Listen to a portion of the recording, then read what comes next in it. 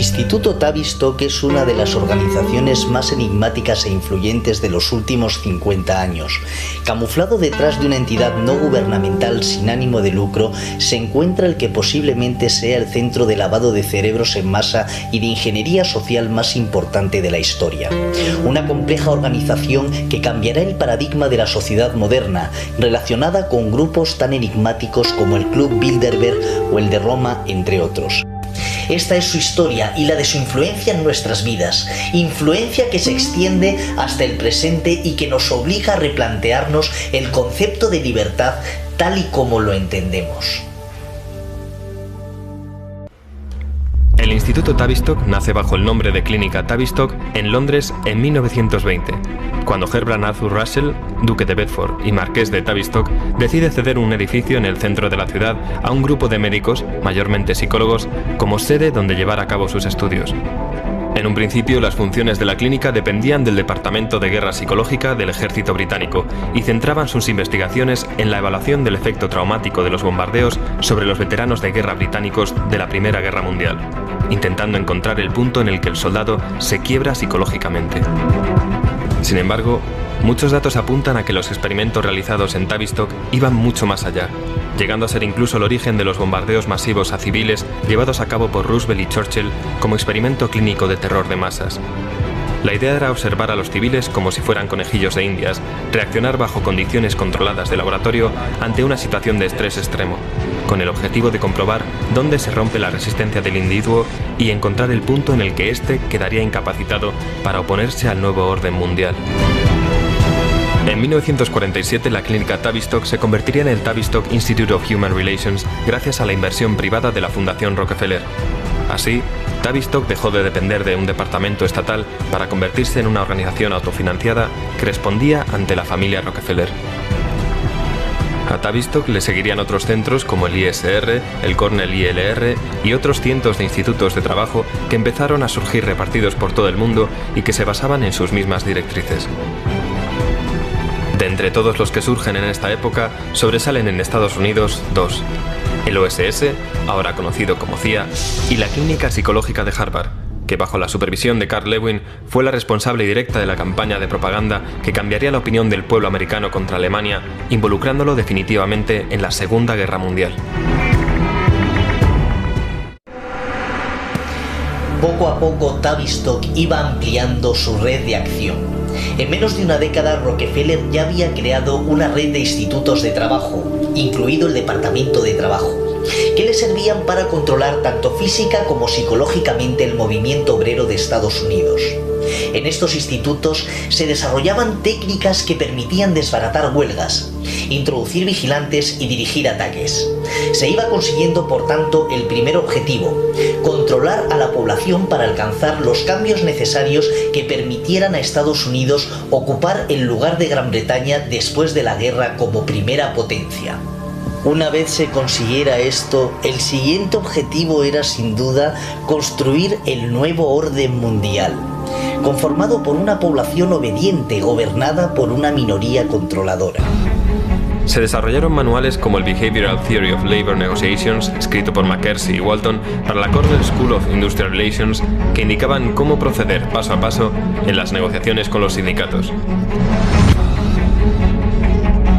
En ellos se estudiaban perfiles de líderes sindicales para tener una posición de ventaja incluso antes de que hubiera huelgas. Se aplicaban las teorías de Sigmund Freud, que consistían en atacar al subconsciente para, por ejemplo, aumentar la productividad de la mano de obra a través de la destrucción automotivada del yo. Es decir, crear auténticos zombies satisfechos con subsistir al borde del hambre, cuyas condiciones laborales y sueldo descendían progresivamente sin que el trabajador pensara siquiera en quejarse.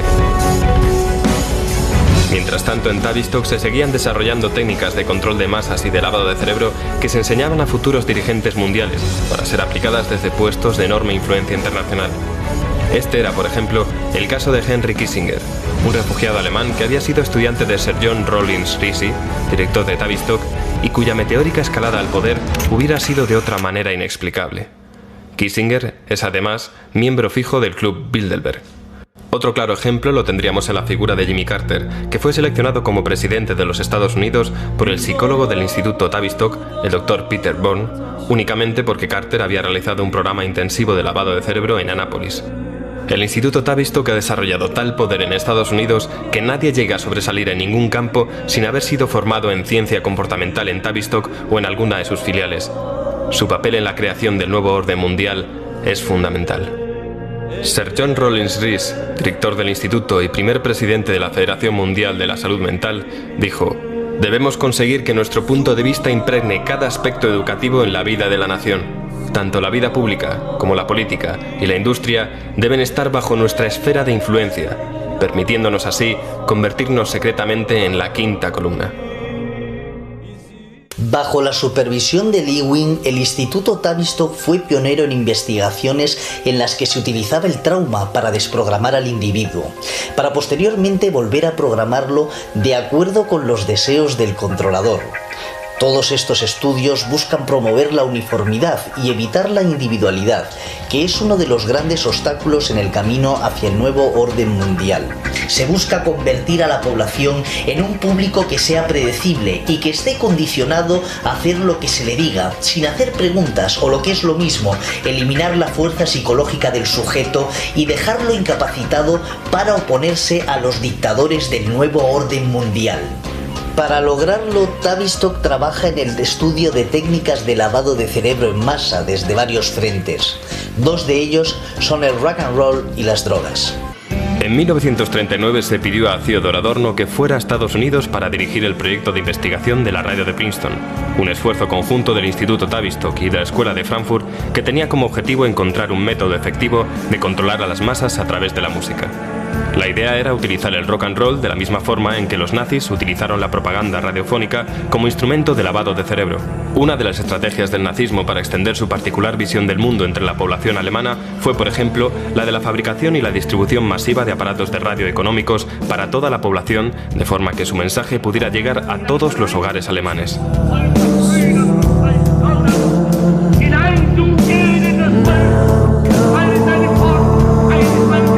Casi simultáneamente, la firma farmacológica suiza Sandoz AG desarrollaba la dietilamida de ácido lisérgico, o LSD, que inspiró la creación en 1953 del programa conocido como MK Ultra por parte de la CIA. El objetivo era desarrollar materiales químicos, biológicos y radiológicos para ser utilizados en operaciones clandestinas y con los que se pudiera controlar o modificar la conducta humana. La CIA creía que el LSD ofrecía la posibilidad de un acceso total a la mente del sujeto y que esto permitía borrar ciertos recuerdos y sustituirlos por información concreta.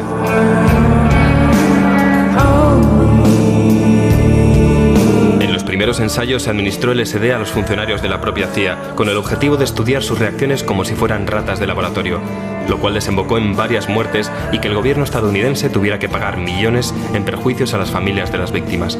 A pesar de ello, los culpables nunca fueron procesados y todos los archivos del programa de pruebas con drogas de la CIA fueron destruidos por orden del director del MK Ultra. Este tipo de prácticas se extendió a Canadá, donde el Dr. Ewen Cameron, director del Hospital Royal Victorian de Montreal, recibió generosos pagos de la CIA para administrar grandes dosis de LSD a 53 pacientes y registrar sus reacciones. Los pacientes fueron drogados y se les mantuvo dormidos durante semanas para después recibir severos tratamientos de electroshock.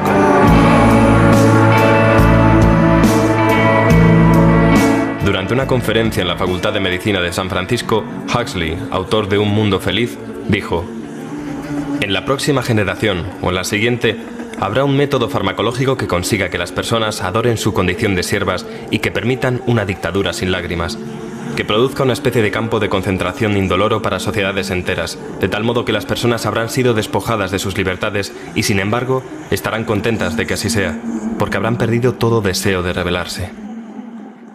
Huxley no se equivocaba. Los estudios con drogas dieron sus frutos y su aplicación real dio origen a lo que se conoció como la contracultura del LSD en los años 60 y que fue acompañada de una revolución de estudiantes que también estaba financiada por la CIA con 25 millones de dólares. Miles de estudiantes universitarios fueron utilizados como conejillos de India sin saberlo.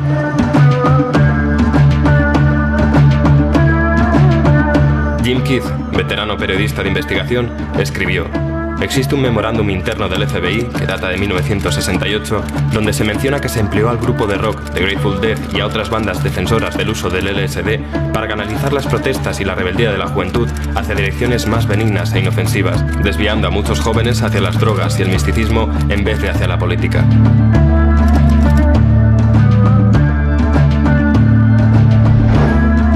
Michael Minicino explica este fenómeno en el ejemplar del invierno de 1992 de la revista Fidelio diciendo: los alucinógenos tienen el singular efecto de convertir a la víctima en un ser asocial, totalmente centrado en sí mismo y preocupado por los objetos.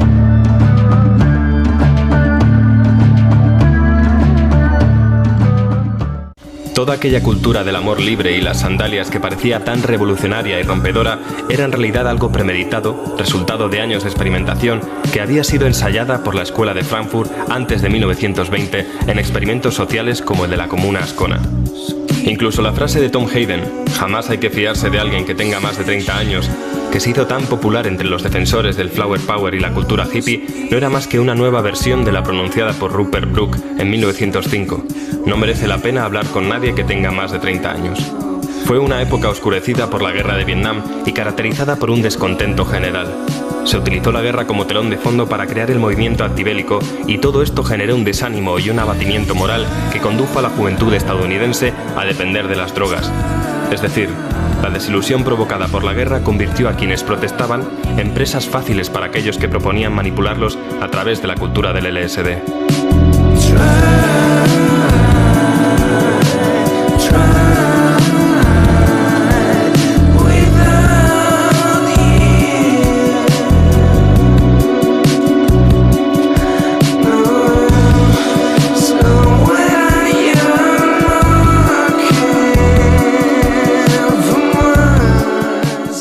El mejor campo de pruebas para comprobar la utilidad de estos nuevos métodos de control fueron los macrofestivales, en los que se suministraba LSD libremente durante los conciertos a millones de conejillos de indias de entre 15 y 25 años que acabaron convirtiéndose en los promotores de la nueva cultura de las drogas o de lo que se acabó conociendo como New Age.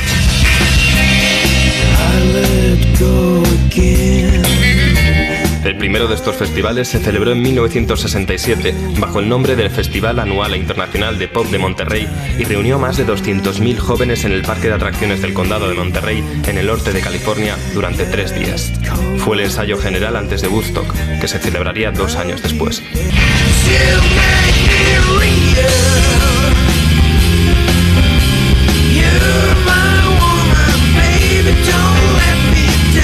En este tipo de eventos, las víctimas estaban aisladas y prácticamente incomunicadas, rodeadas de inmundicia y eran atiborradas de drogas psicodélicas y mantenidas despiertas durante días, todo con la plena complicidad del FBI y de altos cargos del gobierno.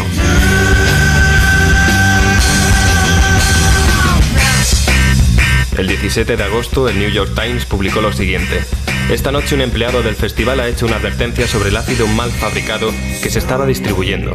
Ha dicho: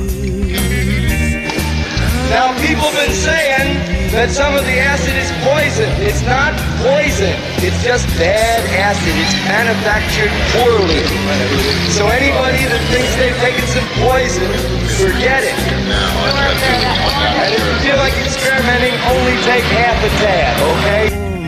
Aquel consejo de tomar solo media tableta, que recibieron casi medio millón de personas, lo dio nada menos que Wavy Gravy, un agente de MK Ultra. Las drogas, el sexo, el rock and roll, las manifestaciones masivas que había por todo el país, los hippies, las comunas, los entusiastas de la marihuana, la presidencia de Nixon, la guerra de Vietnam. Todo estaba desgarrando el tejido de la sociedad estadounidense. El mundo antiguo y el nuevo colisionaban frontalmente sin que los hijos de las flores supieran que todo formaba parte de un plan secreto, social y oculto, diseñado por algunas de las mentes más diabólicas del mundo. Escondidos en prestigiosas fundaciones, empresas y centros de investigación que respondían ante la Fundación Rockefeller, estos maestros de las marionetas de la política y de las finanzas se sirvieron de la cultura pop para promover la alienación con el objetivo de interrumpir el desarrollo social. Entre 1965 y 1967 el movimiento psicodélico adquirió un gran impulso y culminó con acontecimientos como Woodstock. Sin embargo, desapareció con la misma rapidez con la que había llegado. El LSD pasó de moda. Jimi Hendrix, Janis Joplin y después Jim Morrison murieron. Timothy Leary prácticamente se desvaneció y Estados Unidos, tras fracasar en Vietnam, entró en los años 70 sumido en una depresión. Pero una vez más Tavistock estaba aguardando, preparado para utilizar esa apatía en beneficio propio. Surgió así lo que se conoce como Guerra Tranquila, la guerra de la tecnología de armas silenciosas. Surge la MTV. La media diaria de exposición a la televisión había subido constantemente desde su aparición, hasta el punto de que a mediados de la década de 1970 era la actividad diaria a la que más tiempo se dedicaba después del sueño y el trabajo, con casi 6 horas al día. La irrupción del aparato de vídeo y las videoconsolas ha aumentado aún más ese tiempo de exposición, de forma que los niños en edad escolar pasan casi tanto tiempo delante de la televisión como durmiendo.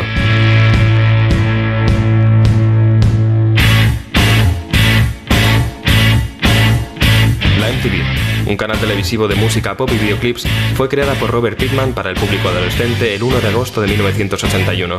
Hoy forma parte del imperio Viacom, conocido como CBS Corporation, cuyo presidente y director general, Summer Redstone, forma parte del Club Bilderberg y es miembro del CFR.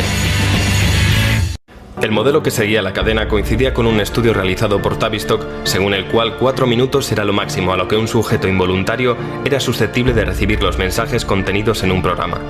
4 minutos, o lo que es lo mismo, la duración media de un vídeo musical.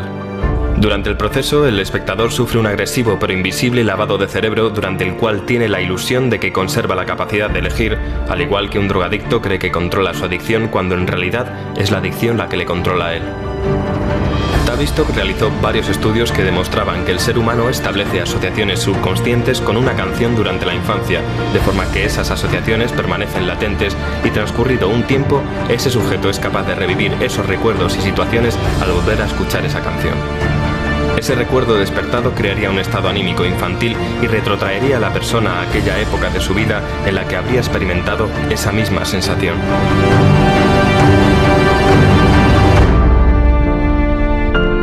Pero ¿cómo puede ser la televisión una droga?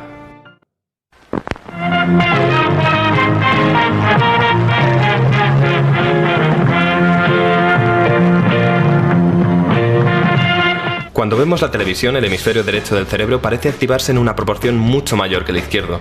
El cruce del hemisferio izquierdo al derecho libera un torrente de betaendorfinas y encefalinas, sustancias clasificadas como endorfinas. Estas se conocen como los opiáceos naturales del organismo debido a que tienen una estructura idéntica a la del opio y sus derivados, morfina, codeína, heroína, etc. En otras palabras, la televisión funciona como un sistema de suministro de drogas de alta tecnología y crea tanta adicción como cualquier otra droga. ¿Cómo? Al mismo tiempo que se liberan endorfinas, las regiones superiores del cerebro, como la zona media y el neocórtex, quedan inactivas y la mayor parte de la actividad se desplaza al sistema límbico, la región inferior del cerebro. Esta zona, también conocida como complejo reptiliano, se limita a reaccionar al entorno utilizando respuestas muy básicas arraigadas en nuestro ADN. Además, estas regiones inferiores no saben distinguir la realidad de la invención, dado que de eso se encarga el neocórtex, lo que hace que reaccionemos ante el contenido de la televisión como si este fuera real. Diversos estudios han demostrado que a la larga, un exceso de actividad en las regiones inferiores del cerebro causa la atrofia de las regiones superiores.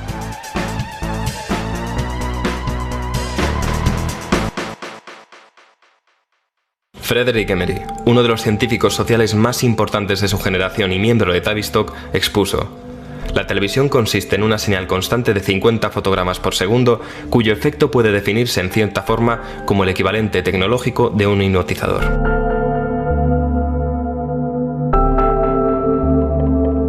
La televisión es un medio poderoso para crear una opinión común y eliminar la individualidad. Admitimos lo que vemos en televisión como cierto porque está consensuado y lo asimilamos sin dudar. Un ejemplo serían las imágenes que retransmitieron los noticiarios con reacciones de quema de banderas estadounidenses por parte de la población civil en Oriente Medio tras el 11S, que eran en realidad material de archivo. Otro ejemplo serían las películas de Disney. Algo que muy poca gente sabe es que tanto Walt Disney como su hermano participaron en la producción de películas propagandísticas durante la Segunda Guerra Mundial, supervisadas por el Comité de Moralidad, controlado por Tavistock. En palabras del propio Disney, si todo el mundo pensara y actuara como los niños, nunca tendríamos problemas. Lo malo es que hasta los niños tienen que hacerse mayores. Convertir a los adultos en niños fácilmente controlables es algo que aparece en las teorías de Adorno y no se reduce únicamente a las películas de Walt Disney. Barrio Sésamo era un programa educativo creado en 1966 cuyo objetivo era, en teoría, introducir a los niños en el mundo escolar. Sin embargo, fue desarrollado con fines muy distintos. Malcolm Gladwell, uno de los representantes de Tavistock, confesaba: Barrio Sésamo se creó en torno a una novedosa idea, la de que si logramos captar la atención de los niños, podremos educarlos. Sin embargo, hay numerosos estudios que demuestran que este programa no solo no favorece el aprendizaje, sino que en muchos casos inhibe la capacidad de entender ideas más complejas. Y lo que es más importante, dichos estudios indican que los niños parecen volverse adictos al programa, y dicha adicción les engancha a ver cualquier programa de televisión. Neil Postman, profesor de la Universidad de Nueva York, en su libro Divertirse hasta morir, decía: si algo hay que reprochar a Barrio Sésamo es fingir que es un aliado del aula de colegio. Barrio Sésamo no estimula a los niños a que les guste la escuela ni nada que tenga que ver con ella. Los estimula a que les guste la televisión. La mejor prueba de todo esto es, como siempre, averiguar de dónde procede el dinero, y en el caso de Barrio Sésamo procedía directamente de la Fundación Carnegie, controlada por los Rockefeller, y que a golpe de talonario consiguieron introducir el programa en una cadena de televisión nacional. El dinero de la fundación procede a su vez de la CIA, de la Comisión Trilateral controlada por David Rockefeller, del Council of Foreign Relations, del Grupo Carlyle, del que forman parte, entre otros, el expresidente George Bush padre y el exsecretario de Defensa Donald Rumsfeld, por no mencionar algunos de los miembros menos conocidos de la familia de Bin Laden y de la sociedad secreta Skull and Bones de la Universidad de Yale. Y por supuesto, el área que más posibilidades ofrece es la publicidad, campo de cultivo para tendencias y necesidades creadas a partir de la nada por las grandes empresas. Un claro ejemplo del lavado de cerebro dirigido a adolescentes y niños en general lo constituye la controvertida mascota de Camel, conocida como Joe Camel, y que llegó a ser tan popular que competía incluso con Mickey Mouse en preferencias infantiles. Joe Camel surgió en 1987 cuando la marca buscaba ideas para celebrar su 75 aniversario. Buscando en los archivos apareció una ilustración realizada en 1974 por un artista llamado Billy Colton, y que no era sino la caricatura de Old Joe, el camello que aparece en los paquetes de cigarrillos de la marca desde su creación en 1913. En 1991, la revista Journal of the American Medical Association publicó un estudio que dejaba claro que el objetivo de Camel era conseguir que los niños asociaran la nueva mascota con su marca de la misma forma en que asociaban el logotipo de Disney Channel con Mickey Mouse. La compañía R.J. Reynolds Nabisco alegó que los estudios de mercado desarrollados antes de lanzar la campaña habían sido realizados únicamente entre adultos y que iban dirigidos exclusivamente a fumadores de otras marcas, por lo que Joe Camel siguió siendo la imagen de Camel a pesar de que casi un tercio de todos los cigarrillos que se vendían ilegalmente a menores de edad eran Camel. La campaña fue un éxito y consiguió establecer una relación en el subconsciente infantil entre el personaje y la marca. Esta relación se quedaría grabada y acompañaría al sujeto hasta su madurez, momento en el cual podría ser libre de escoger la marca de cigarrillos que quisiera y que, por supuesto, sería Camel. We at RJ Reynolds understand that children can be negatively influenced by cigarette advertising, which is why our company has agreed to no longer use the Joe Camel image in our tobacco campaigns. But does that mean children have to stop loving Joe Camel? Not at all. Kids, Joe Camel is off cigarettes and is back with his very own cartoon show. So please enjoy Joe Camel's new tobacco-free cartoon. A mediados de 1997, Camel decidió poner fin a la campaña voluntariamente, aunque es probable que la presión ejercida por el Congreso, diversos grupos de interés público y varios juicios pendientes tuvieran algo que ver. A todo este entramado de los mass media hay que sumar a grandes publicaciones como el Times y el Post, que son en realidad empresas del Bilderberg y el CCR. En ellas se marcan los temas y fijan los límites de lo políticamente correcto, lo que ha sido de gran ayuda a la hora de crear un clima de inestabilidad y preocupación global totalmente propicio para los planes del nuevo orden mundial.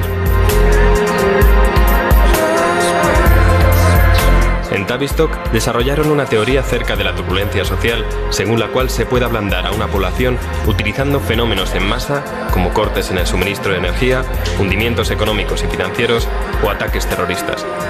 Según sus propias palabras, si las impresiones iban muy seguidas unas de otras y se administraban cada vez con mayor intensidad, era posible inducir a la sociedad entera a un estado de psicosis colectiva. Esto es desde luego algo muy sencillo de conseguir gracias a la televisión. ¿Qué es lo que se logra con este estado de terror permanente?